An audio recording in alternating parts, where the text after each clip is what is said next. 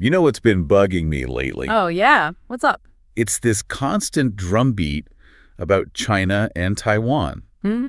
You know, you can't scroll through the news for 5 minutes without seeing some headline about China getting ready to make a move. Right. It's relentless. It feels like this never-ending story, even though it sure seems like folks in Taiwan aren't exactly thrilled about the idea, right? Yeah. Their opinion of China just keeps dropping. That's a spot-on observation and exactly what we're digging into today. We've pulled together a really interesting set of sources to try and get a grip on why this narrative keeps popping up. Okay. What have we got? We've got articles breaking down China's strategies and military strength, and even a detailed YouTube analysis that really picks apart this whole 3-day takeover idea. A 3-day takeover, yeah. Yeah. So our goal today, to figure out why we keep hearing about a potential attack, despite all the complexities, and, well, Taiwan's a very clear position. Okay, let's unpack this 3-day takeover thing first, then. Hey, everybody, and welcome back to Sip and Talk. I've definitely seen those kinds of dramatic claims, missiles flying, special forces landing, bam, Chinese flag waving over Taipei 101 before you've even had your second cup of coffee. It's quite the picture they paint. But then you hear what people in Taiwan think, and it's like, seriously, if it was that easy, why hasn't it happened in the last 70 years? It makes you wonder what the real deal is. Exactly. And our YouTube source really shines a light on how the People's Liberation Army, the PLA, China's military itself, understands the significant challenges involved in crossing the Taiwan Strait. Okay, so even they know it's not simple. Oh, absolutely. What's fascinating here is the sheer logistical hurdle they face. Imagine trying to move a huge army and all their gear across what they themselves describe as a single, narrow channel. Right. Bottleneck. A huge one. That makes them incredibly vulnerable to things like anti-ship missiles and, underwater mines. It's like trying to run a marathon in a hallway that's not only super crowded, but people are also throwing stuff at you. Oof. That sounds like a recipe for disaster, not a quick victory. So what else makes this 3-day claim seem, well, totally unrealistic? Well, think about the actual landing. Most likely, any big amphibious assault would happen on Taiwan's west coast, right? Makes sense. Which is mostly shallow, muddy beaches. Our source points out that these tidal beaches have what they call an intermittent water supply. Intermittent water supply. What's that mean? Basically, the water's deep enough for big ships to get close enough to unload for only about 4 to 5 hours a day during high tide. About 4 or 5 hours. Yeah. Can you imagine trying to get tanks and heavy equipment off ships with that kind of tiny window? It's like trying to move a piano using an elevator that only works for a few hours each day. Right, hardly the swift, decisive image they like to put out there. And what happens if they actually do manage to get some troops on land? That's where the traffic jam problem comes in. Taiwan has that central mountain range that pretty much splits the island north to south. The spine of the island. Exactly. There aren't many roads that go east to west across it, and those few roads are, well, easy to block or destroy. Choke points. Big time. The YouTube analysis paints this vivid picture of hundreds, even thousands, of tanks and trucks all trying to squeeze onto a handful of key routes. One well-placed attack could turn that into a giant sitting duck traffic jam. Perfect for a counterattack. Absolutely perfect. Man, I'm picturing that like a massive highway pileup, but with tanks instead of minivans. So even if they land, just getting around the island sounds like a major headache. It really does. But what about keeping their forces supplied? I mean, a military operation of that size needs a constant flow of fuel, ammo, everything. Absolutely critical. And this is where the YouTube source gets really specific, outlining 3 critical countdown timers for the PLA. Okay, countdown timers, what are they? First, ammunition. They estimate that in a high-intensity fight, the PLA's supply of short and medium-range missiles could start getting dangerously low around day 6. Day 6, not 3 days then. Not even close. Second, fuel and other supplies for their ground forces. To keep moving forward, they'd need to secure deep water ports within about a week. A week? Why? To switch from those risky initial beach landings to more stable, high-volume supply lines. And here's where it gets really interesting. Current research suggests the PLA's ability to move supplies by sea, their sea lift capacity. It's only about 35,000 tons per day. Okay. Is that a lot? Not when you compare it to what they apparently need. Their own internal studies indicate they'd likely need closer to 80,000 tons. each day. 80,000. So they can only move less than half of what they think they need. Less than half, yeah. That's a huge gap. Wow, that's like trying to fill up a bathtub with a teaspoon. Okay, what's the third countdown? Air power exhaustion. Keeping control of the skies over Taiwan would take a constant, intense effort. This uses up a lot of fuel and puts a lot of wear and tear on aircraft. Right. Planes need maintenance, pilots need rest. And the YouTube analysis points out that planes made in China often have significantly shorter engine lifespans compared to, say, aircraft from the U.S. This means their Air Force could start losing its effectiveness pretty quickly under that kind of strain. So they can't just, I don't know, use civilian ships to bring in more supplies, like a makeshift rescue fleet or something. Nope, unfortunately not really feasible. Civilian ships just don't have the armor or defenses to operate in a war zone. They'd be incredibly vulnerable. Sitting ducks again. Exactly. Even small anti-ship missiles or drone attacks could take them out easily. The YouTube source puts it pretty bluntly. They're like paper against naval defenses. Okay. What about airdrops or drone swarms carrying supplies? The source dismisses those too, at least for the scale required. They say that's not realistic for the sheer amount of stuff you'd need. They use analogies like trying to water an elephant with an eyedropper. Huh. Okay, I get the picture. Or sending a mosquito to cross the Sahara, just not enough capacity. Okay, so this whole 3-day takeover thing sounds less like a real strategy and more like, well, propaganda. A really optimistic guess. It's almost hard to believe they even put that idea out there so strongly. Well, what's important to note is that our sources suggest the PLA itself is well aware of these logistical challenges. It's not like it's a secret internally. Really? Yeah. Textbooks from China's National Defense University stress how crucial it is to have reliable, high-capacity supply lines. Training materials for PLA officers mention that 80,000-ton daily port capacity figure we talked about. So they know the number they need. They seem to. Even analysis from the U.S. Naval War College, looking at internal PLA studies, backs up that their current daily resupply limit is probably around that 35,000-ton mark. So the U.S. military thinks the same thing. The analysis points that way, yeah. And we're also seeing reports of the PLA upgrading their roll-off ships and developing special bridging vessels. Trying to fix the problem. Exactly. It shows they're actively trying to fix these weaknesses. Even their official China's National Defense White Paper kind of hints at limitations in their ability to project power far from their coasts. So the bottom line seems to be there's a gigantic difference between the 3-day claim and what's actually possible logistically, like a massive gap. A huge discrepancy, yeah. We're talking about needing to move maybe 20 times more stuff than they could handle in those first few days, just landing on beaches, according to some estimates in the source material, to achieve something like that rapid victory scenario. They'd need a miracle. Or just vastly more capability. Yeah, it sounds like they'd need to multiply their current sea lift and port securing capabilities maybe 5-fold, perhaps even more, just to have a chance at something that fast. Okay, wow. Precisely. Now let's switch gears to another key part of the initial question. Why the seeming lack of concern for what Taiwanese people think? Yeah. You know, the fact that their opinion of China keeps getting worse. Right. It feels counterintuitive. Exactly. You'd think if they wanted Taiwan to be part of China, they'd try to make friends, right? Win them over. It seems logical from a democratic perspective, yeah. But it feels totally backwards. They keep saying Taiwan is part of China, like they're all one big family, but then they make aggressive threats and totally ignore what the Taiwanese people actually want.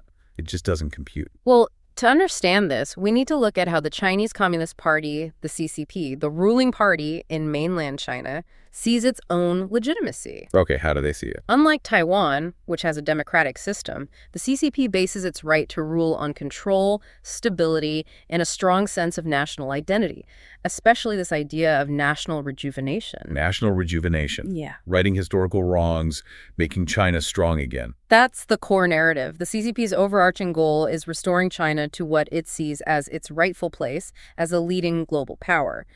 And from their perspective, bringing Taiwan under Beijing's control is a fundamental part of this national mission. A non-negotiable part. It certainly seems that way, especially for the CCP and President Xi Jinping.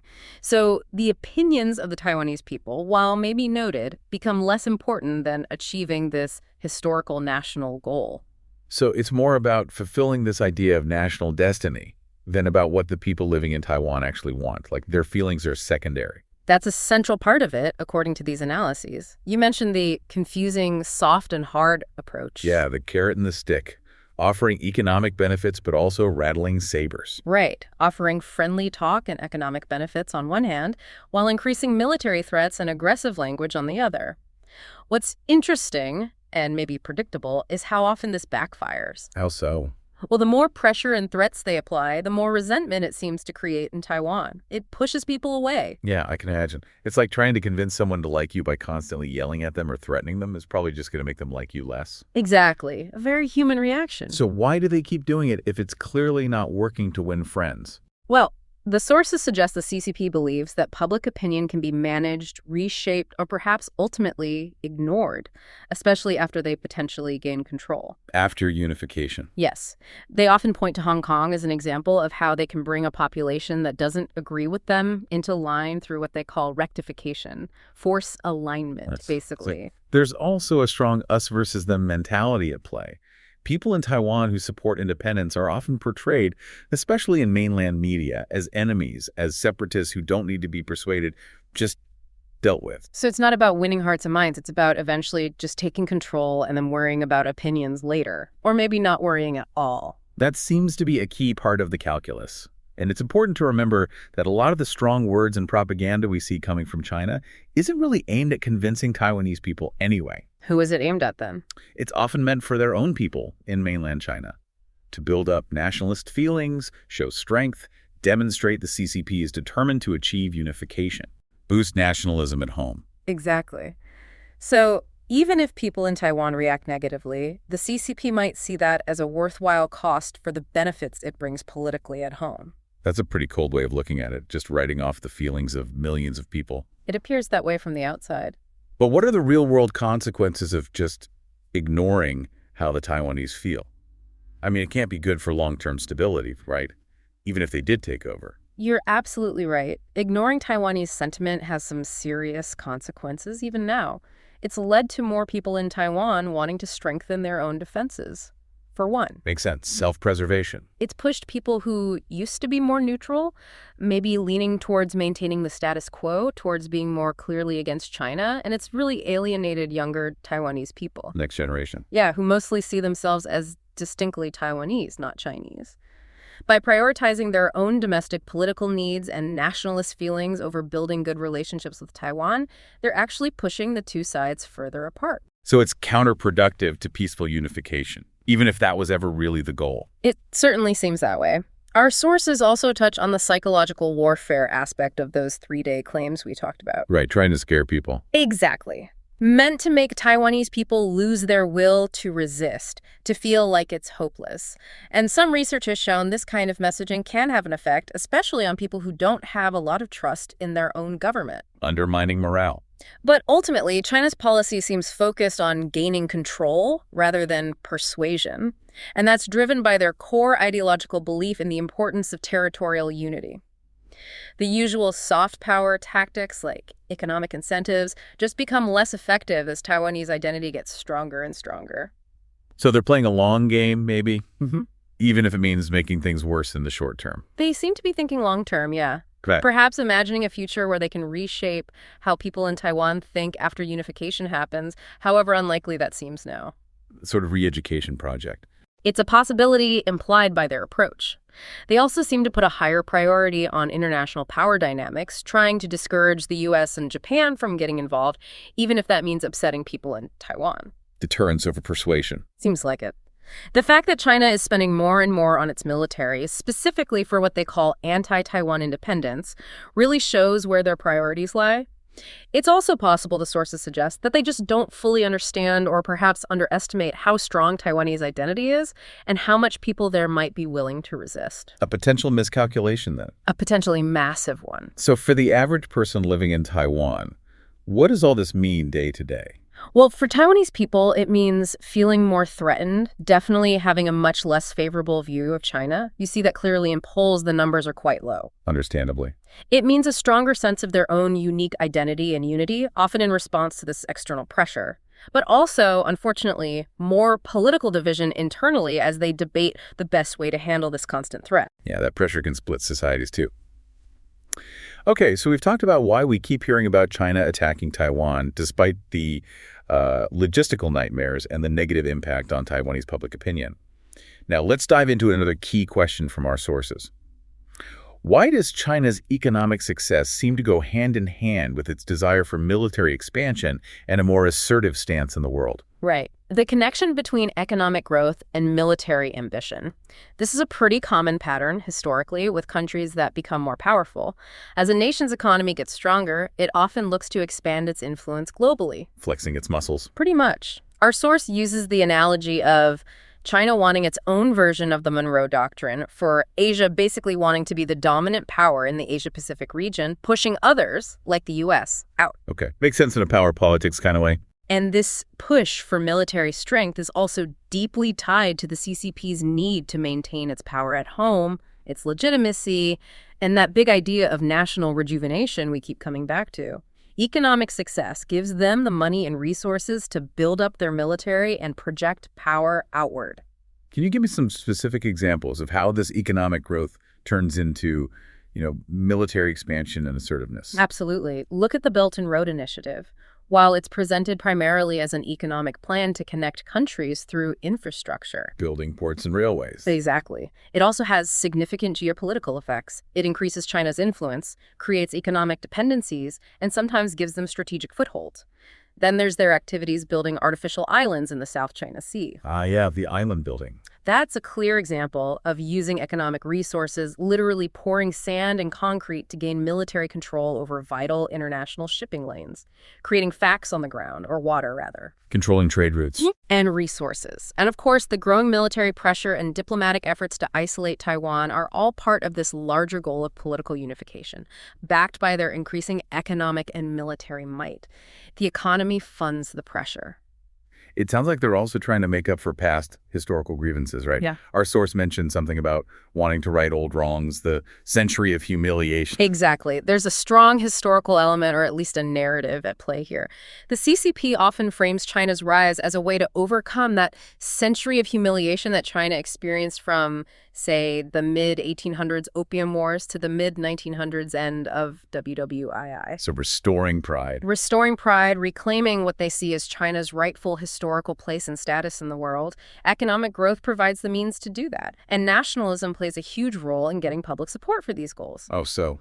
Well, whether it's pushing claims over Taiwan or controlling the South China Sea, these actions are often framed domestically as matters of national pride, of recovering lost territory or prestige. You see a lot of this sentiment online in China. And strategically, Taiwan and the South China Sea. Strategically, controlling Taiwan gives them more defensible territory, breaks through the first island chain, and gives their Navy access to the wider Pacific. The South China Sea is vital for their energy imports, trade routes, and potential undersea resources, all crucial for a strong economy and military projection.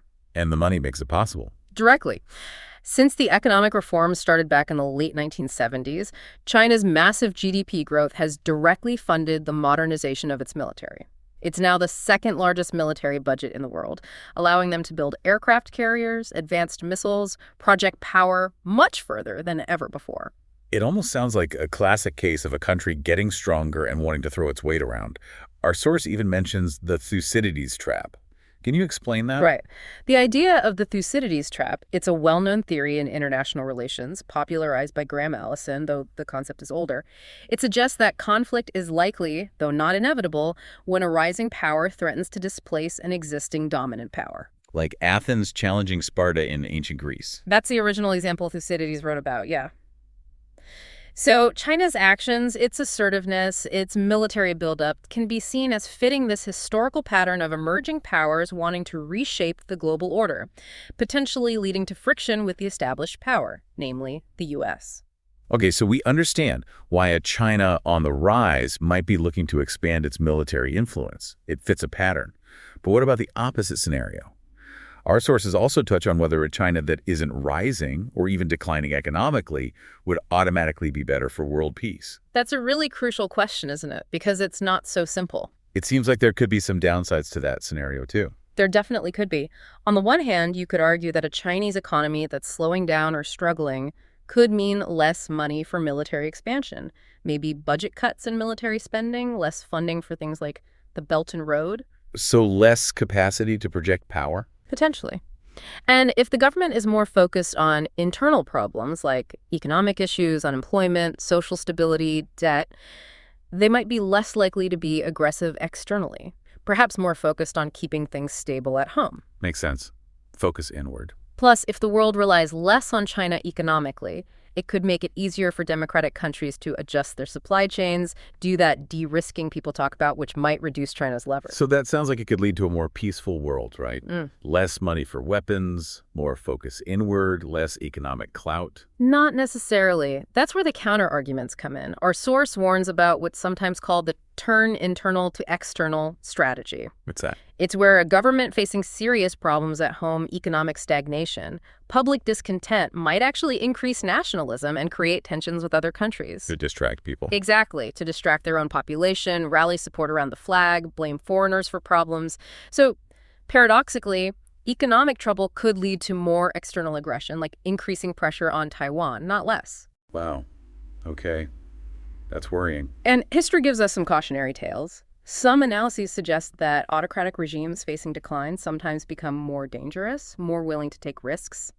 Think about pre-World War II Japan's expansionism amidst economic crisis, or perhaps the Soviet Union invading Afghanistan in the late 1970s when its system was starting to stagnate. That's a scary thought, like a wounded animal being more unpredictable, lashing out. That's one way to think about it. What other potential downsides are there to a declining China? Well, the risk of social unrest is another big worry mentioned in the sources. If the Chinese economy really faltered significantly, Yeah. it could lead to widespread unhappiness, maybe protests, internal instability. And in the worst case, that could even lead to things like refugee crises, which could destabilize the whole region. A huge country like China becoming unstable would have massive ripple effects. Absolutely.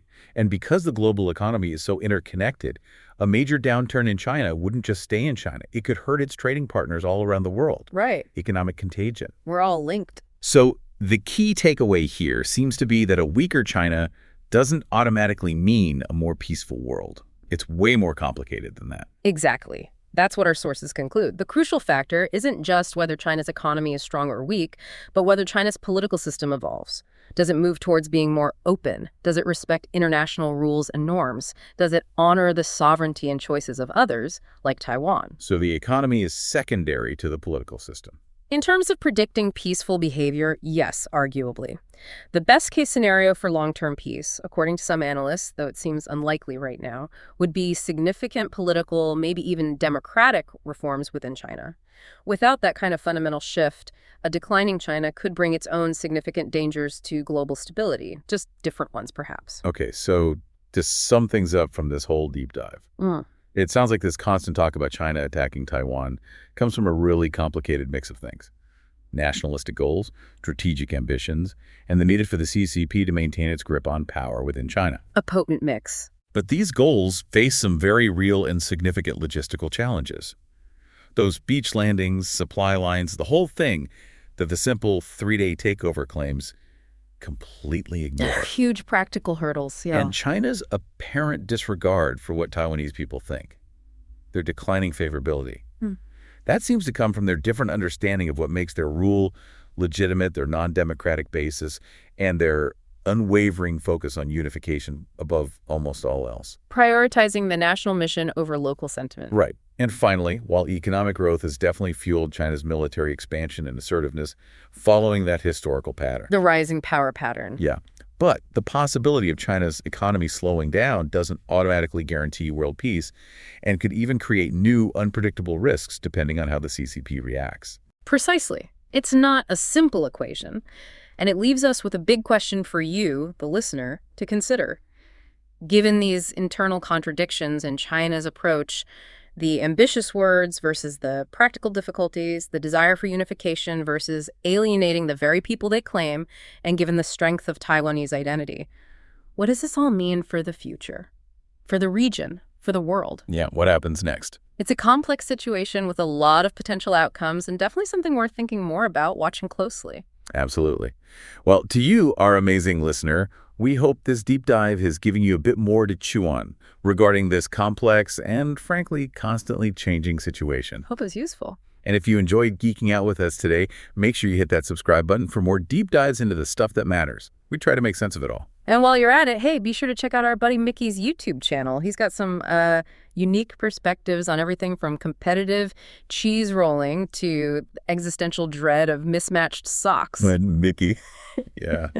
Is competitive cheese rolling even a thing? Apparently. Trust me, Micky's channel. It's a journey. Yeah, Micky's definitely a character. All right, that's all the time we have for today. Thanks for diving deep with us. We'll catch you next time.